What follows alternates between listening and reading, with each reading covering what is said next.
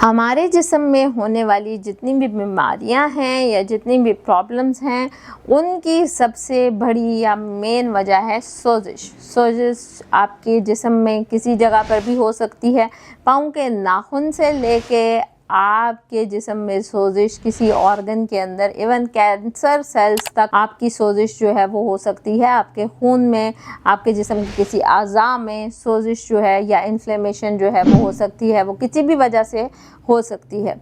तो आज मैं आपको एक ऐसी इंग्रेडिएंट के बारे में ज़िक्र करूंगी जो कि अल्लाह ताला ने हमें एक ऐसा तोहफ़ा दिया है जो जिस्म में किसी किस्म की भी सोजिश है उसको कम करने में, रफ़ा करने में नहायत कारआमद है। और अगर इस एक इंग्रेडिएंट को हम अपनी ज़िंदगी में शामिल करते हैं, आप जिस्म की ना सिर्फ सोजिश बल्कि जितनी भी ये मेजर क्रॉनिक बीमारियां हैं इनको ख़त्म करने में नहायत मुफीद रहेगी और आपकी सेहत को बेहतर बनाने की, इवन जो आपकी इन्फ्लेमेशन है, चाहे वो जोड़ों की है, चाहे वो आपके गुर्दों की है, चाहे वो जिगर की सोजिश है, चाहे वो आपके किसी मेल या फीमेल पार्ट की सोजिश है, कोई आपकी वेजाइनल इन्फ्लेमेशन है या किसी नाखून की, दांतों की इन्फ्लेमेशन के लिए भी ये एक अकेली चीज़ जो है नहायत ही मुफीद, नहायत ही फ़ायदेमंद है। क्या है वो चीज़? जी हाँ, वो है हल्दी। मेरी अक्सर वीडियोस में आपने हल्दी के बारे में बहुत सारा सुना होगा, हल्दी के दूध के बारे में, हल्दी के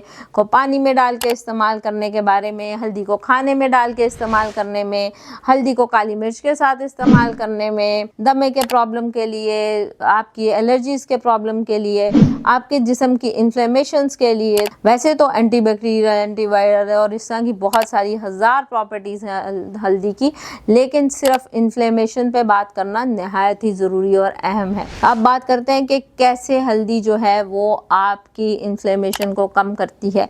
अक्सर मैंने आपको वीडियोस में ये बात बताई है कि हल्दी के अंदर एक कंपाउंड है जिसको हम करक्यूमिन बोलते हैं। करक्यूमिन एक नेचुरल एंटीऑक्सीडेंट है जो कि आपके फ्री रेडिकल्स के ऊपर, आपकी जो टॉक्सिक सेल्स हैं उसके ऊपर, या खून के अंदर पैदा होने वाले जितने भी जहरीले मवाद हैं उनके ऊपर डायरेक्ट जाके एक्ट करता है, डायरेक्ट जाके हमला करेगा और आपकी वो सारी की सारी इन्फ्लेमेशन को कुदरती तौर पे आहिस्ता आहिस्ता ख़त्म कर देगा। इवन कैंसर सेल के जो मरीज़ हैं या कैंसर, किसी भी तरह का कैंसर है, अगर वो लोग हल्दी को इस्तेमाल करते हैं तो आप अपने कैंसर के प्रॉब्लम को ख़त्म कर सकते हैं, रफ़ा कर सकते हैं। याद रहे, हल्दी जो है वो कुदरती एक ऐसी कंपाउंड है जो कि मेडिसिन्स के अंदर यूज़ हो रही है।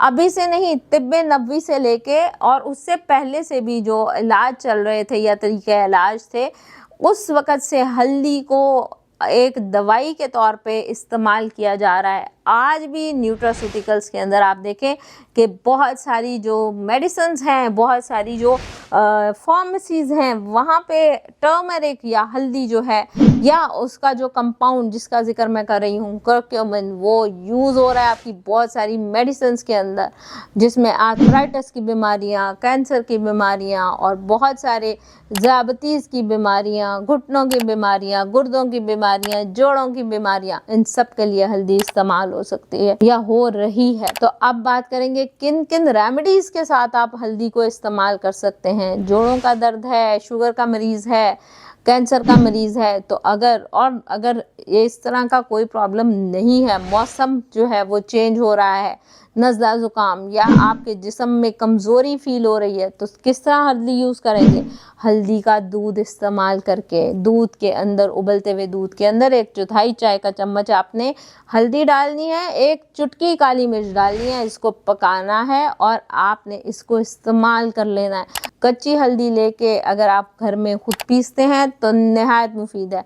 अगर वो आपके पास अवेलेबल नहीं है तो आप जो बाज़ार से हल्दी मिलती है वो भी इस्तेमाल कर सकते हैं। आपने नोट किया होगा हल्दी के अंदर एक हल्का सा डार्क कलर का पीला रंग या जो हल्दी वाला कलर है वो मौजूद है। उस कलर के अंदर अल्लाह ताला ने ऐसे पैक्ड न्यूट्रिएंट्स डाले हैं जो कि आपकी इन्फ्लेमेशन को कूप करेगा, ख़त्म करेगा। आपके कैंसर सेल्स, आपके जिस्म में पैदा होने वाले कोई भी जो इन्फेक्शंस हैं, बैक्टीरियाज हैं, जो भी वायरसेस हैं, ये केमिकल कंपाउंड उससे फाइट करके आपके जिस्म से उन प्रॉब्लम्स को निकाल बाहर करेगा। तो कोशिश करेंगे कि हल्दी का इस्तेमाल आप अपनी डेली बेसिस पे करें। हमारे जो इतने साउथ एशिया के जितने भी ममालिक हैं, यहाँ पर हल्दी का इस्तेमाल खाने के अंदर किया जाता है, तड़के के अंदर किया जाता है। खाने में या हंडिया में डाल रहे हैं तो ना सिर्फ वो उसको कलर दे रहा है, बल्कि कलर के साथ साथ ये आपको बड़ा प्रोडक्टिव जो है आपकी सेहत के लिए नहायत मुफीद है। तो खाने में याद रखें कि खाने में डाल रहे हैं, दूध में डाल रहे हैं या किसी भी और चीज़ में डाल रहे हैं तो आपने इवन कलर के लिए भी डाल रहे हैं तो हल्की सी काली मिर्च की पिंच लाजमी डालनी है, ताकि जो हल्दी का कर्क्यूमिन है वो उसकी काली मिर्च की पेपरिंग के साथ मिलके उसकी एक्टिविटी को 100 टाइम्स बढ़ा देगा और आपके जिस्म से सोजिश वाला जो प्रॉब्लम है या किसी भी किस्म की जिस्म में सोजिश है, इन्फ्लेमेशन है, वो ख़त्म हो जाएगी। तेल के अंदर हल्दी डाल के अगर ज़ख़म पे लगाते हैं तो वो आपकी ज़ख़म को हील करने के लिए नहायत ही मुफीद है। आपके जो जले हुए हैं या जो जिन ज़ियाबतीस के मरीज़ जिनको पाँवों में छाले या ज़ख़म हो जाते हैं उनके लिए नहायत मुफीद है। इवन आप टूथपेस्ट के अंदर अगर हल्दी डाल के अपने मुंह के छालों पे लगाते हैं तो वो आपके छालों को एक रात में ख़त्म कर देगी। ना सिर्फ उस इन्फ्लेमेशन या छाले को ख़त्म करेगी बल्कि हीलिंग का प्रोसेस बहुत अच्छा हो जाएगा। तो हल्दी को अपनी खुराक में बेहतरीन शामिल करें। छोटे बच्चों को आप हल्दी वाला दूध इस्तेमाल करवा सकते हैं, आप पानी में हल्दी डाल के दे सकते हैं, आप उनको खाने के अंदर किसी चीज़ के अंदर हल्दी डाल के दे सकते हैं।